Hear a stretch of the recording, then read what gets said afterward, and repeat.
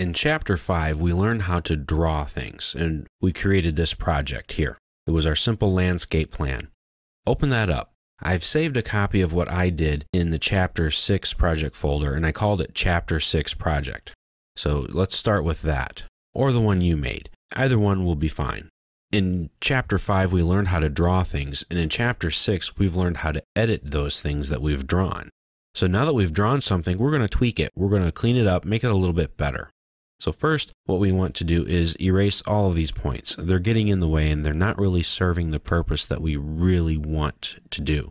So select everything in that area. Open up your properties palette by pressing Control-1 if it's not open already. Now use your quick select option and let's select all of the points.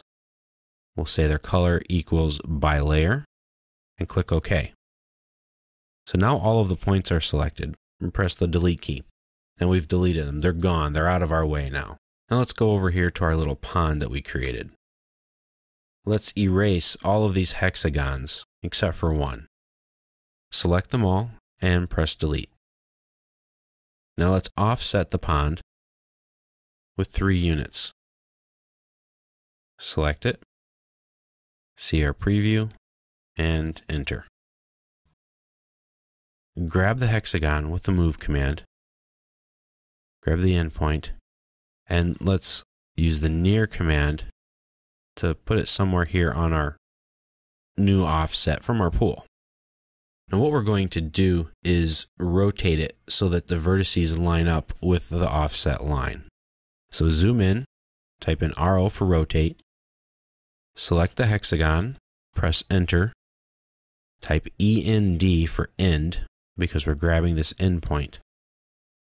Now we don't know what angle that needs to be, so we need to reference this rotation. Type in the letter R, press enter, grab that endpoint again, type END, type END again because we want to grab this endpoint, and now type in near, NEA.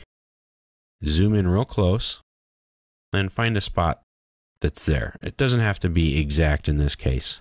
Remember, type in REA for regen all so that you can see your arc better. Okay. We want to create a path array around the offset line to create a path of hexagon-shaped stepping stones. Now let's see what we can do. Hit Path Array, select the object, press Enter. Now we need to select the path. Well, since this is an ellipse that's been offset, we're getting some weird functionality. I knew that was going to happen, but I wanted to show it to you anyway, because sometimes CAD does unexpected things.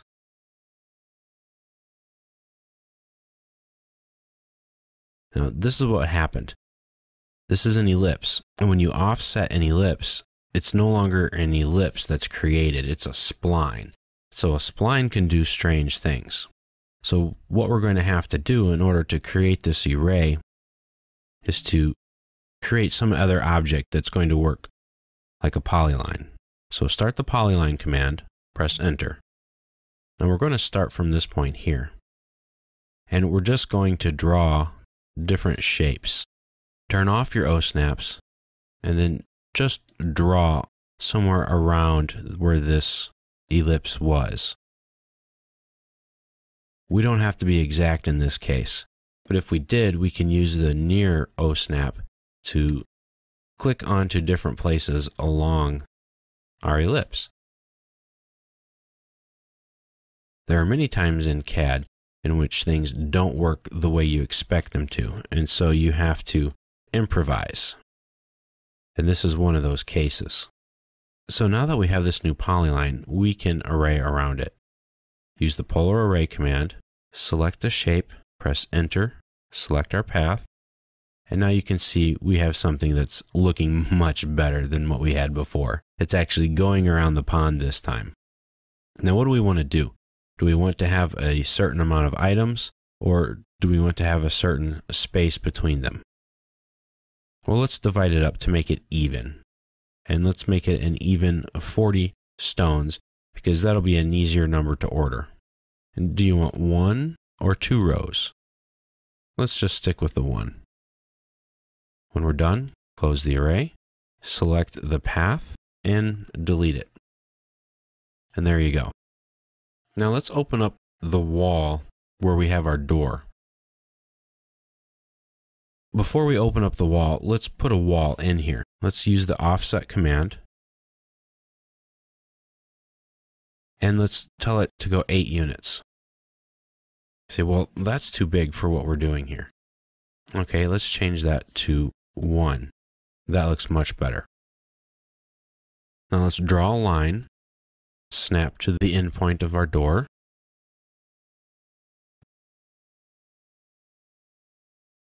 Press enter. Now use the copy command.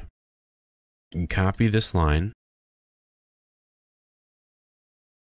And you can turn your O-snaps back on by pressing the F3 button or by clicking down here on the status line. Pick your endpoint, then an intersection point and press enter. Now let's open up the wall by trimming. Select these 2 lines here, press enter, and there you go. So now we have a real door with a real doorway. Now in the planting area here for our garden, let's clean this up a little bit. Let's use the fillet command and let's look for a distance of a radius of 5 units.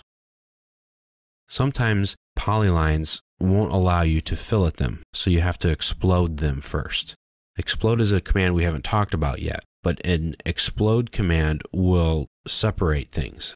Like a polyline, it will break it down into its basic components of lines and arcs. They won't be joined together anymore. Hit the letter X, press enter, or you can pick on this box up here in the modify panel. Select our polyline, press enter. Now let's do a fillet with a radius of 5 units. And let's do that again, but we'll have a radius of 20 units this time. And this will help us to smooth things out. And you can radius arcs as well as lines. And if you didn't like this one, we can do that and here and then delete. Now that has a much more fluid shape to it.